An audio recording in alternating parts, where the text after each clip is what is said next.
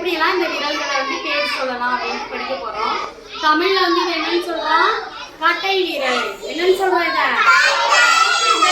பேர் என்னது?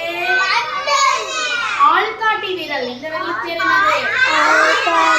இந்த விரலுக்கு நடு விரல். இந்த விரலுக்கு மோதிர விரல். இந்த விரலுக்கு பேர் என்னது? சுண்டு விரல். இப்ப இதுக்கு இங்கிலீஷ்ல என்னன்னு பார்க்கலாமா? இந்த ஃபர்ஸ்ட் விரல் கட்டை விரல் இல்லையா, அதுக்கு என்னன்னா thumb finger.